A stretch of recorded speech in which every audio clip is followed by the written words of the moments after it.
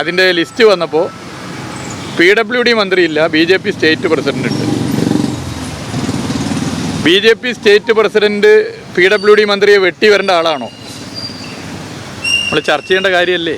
സാധാരണ ദേശീയപാത പദ്ധതി ഉദ്ഘാടനമോ പ്രവൃത്തി ഉദ്ഘാടനമൊക്കെ ഉണ്ടെങ്കിൽ ശ്രീ നിതിൻ ഗഡ്കരി ബന്ധപ്പെട്ട കേന്ദ്രമന്ത്രി അദ്ദേഹത്തിൻ്റെ ഓഫീസിൽ നിന്നും അറിയിക്കാറുണ്ട്, കാര്യങ്ങൾ പറയാറുണ്ട്.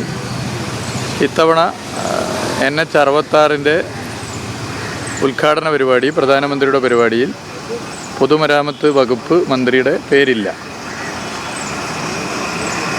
നമുക്കറിയാം NH-66 എങ്ങനെയാണ് കേരളത്തിൽ യാഥാർത്ഥ്യമായത്. മുടങ്ങിപ്പോയ പദ്ധതിയാണ്, മരണപ്പെട്ട പദ്ധതിയാണ്. 2014 ഈ പദ്ധതി ഇനി കേരളത്തിൽ നടക്കില്ല, അതുകൊണ്ട് ഈ പദ്ധതി ഉപേക്ഷിക്കുന്നുവെന്ന് റിട്ടേണായി national highway authority of India നിലപാട് സ്വീകരിച്ച് അവരുടെ ഓഫീസും പൂട്ടിപ്പോയതാണ്. അന്നത്തെ UDF ഗവൺമെൻറ്റിൻ്റെ കെടുകാര്യസ്ഥതയാണ് ഈ പദ്ധതി മുടങ്ങാൻ കാരണമെന്നുള്ളത് എല്ലാവർക്കും അറിയാം. 2016 LDF സർക്കാർ അധികാരത്തിൽ വന്നു. ശ്രീ പിണറായി വിജയൻ മുഖ്യമന്ത്രിയായി. പ്രകടന പത്രികയിൽ തന്നെ LDF പറഞ്ഞിരുന്നു, LDF അധികാരത്തിൽ വന്നാൽ ഈ പദ്ധതി മുടങ്ങിപ്പോയത് തിരിച്ചു കൊണ്ടുവരാൻ ഇടപെടും. അങ്ങനെ പ്രധാനമന്ത്രിയുമായും കേന്ദ്രമന്ത്രിയുമായി ചർച്ച ചെയ്തു. ആ ചർച്ചയുടെ ഭാഗമായി കൂടുതൽ ഫണ്ട് കേന്ദ്ര സർക്കാർ തരേണ്ടതുണ്ട്. പക്ഷേ അത് തരാൻ നിലവിലുള്ള സാഹചര്യത്തിൽ പറ്റില്ല എന്നുള്ളൊരു നിലപാട് കേന്ദ്ര സർക്കാർ സ്വീകരിച്ചു. പിന്നെ സംസ്ഥാന സർക്കാരിന് മുന്നിൽ 2 വഴികളേ ഉള്ളൂ. ഒന്നുകിൽ ഈ പദ്ധതി ഉപേക്ഷിക്കുക, അതല്ലെങ്കിൽ പദ്ധതിക്ക് വേണ്ടി ഫണ്ട് കണ്ടെത്തുക. ഇന്ത്യയുടെ ചരിത്രത്തിൽ അതുവരെ ദേശീയപാത വികസനത്തിന് ഒരു സ്റ്റേറ്റ് ഗവൺമെൻറ് പണം മുടക്കിയിട്ടില്ല. പക്ഷേ കേരളം ഇന്ത്യയിൽ ഏറ്റവും ജനസാന്ദ്രത നിറഞ്ഞ സംസ്ഥാനമാണ്. ഗതാഗതക്കുരുക്ക് ഒരു വലിയ പ്രശ്നമാണ്. വാഹനപ്പെരുപ്പം ഭീകരമായ പ്രശ്നമായി മാറുന്നു.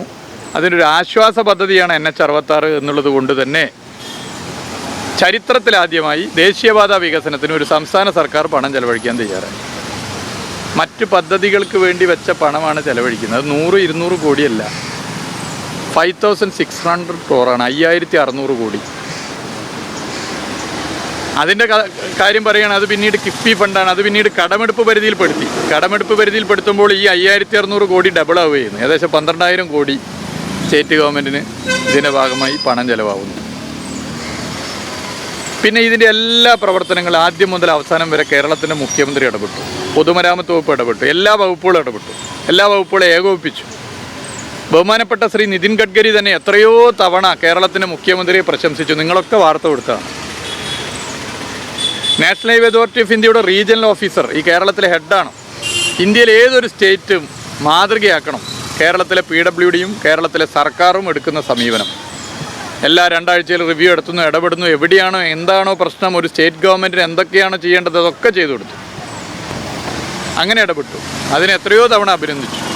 എന്നാൽ ഇപ്പോൾ വിവിധ പരിപാടികളുടെ ഉദ്ഘാടനമാണ്. അതിൽ നാഷണൽ ഹൈവേയുടെ ഉദ്ഘാടനം, യഥാർത്ഥത്തിൽ നാഷണൽ ഹൈവേ NH-66 ഉദ്ഘാടനം സെപ്പറേറ്റ് വേണമായിരുന്നു.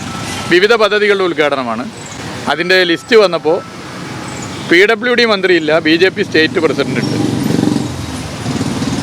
BJP സ്റ്റേറ്റ് പ്രസിഡൻറ്റ് PWD മന്ത്രിയെ വെട്ടി വരേണ്ട ആളാണോ? നമ്മൾ ചർച്ച ചെയ്യേണ്ട കാര്യമല്ലേ? ഈ സർക്കാരിനെ ജനങ്ങൾ തിരഞ്ഞെടുത്താണ്. X or Y ആര് വേണമെങ്കിലും വകുപ്പ് മന്ത്രിയാവാം. മുഹമ്മദ് റിയാസോ അല്ലെങ്കിൽ മറ്റാരെങ്കിലോ ആരും ആയിക്കൊള്ളട്ടെ. കേരളത്തിൻ്റെ അവകാശമാണ് ഇത്തരം ഉദ്ഘാടന പരിപാടിയിൽ ബന്ധപ്പെട്ടവർ പങ്കെടുക്കുക. ദേശീയപാത ഉദ്ഘാടനങ്ങൾ കേരളത്തിൻ്റെ പട്ടികകൾ എടുത്തു പരിശോധിച്ചാൽ എല്ലാ കാലത്തും പൊതുമരാമത്ത് വകുപ്പ് മന്ത്രി ഉണ്ടാവാറുണ്ട്.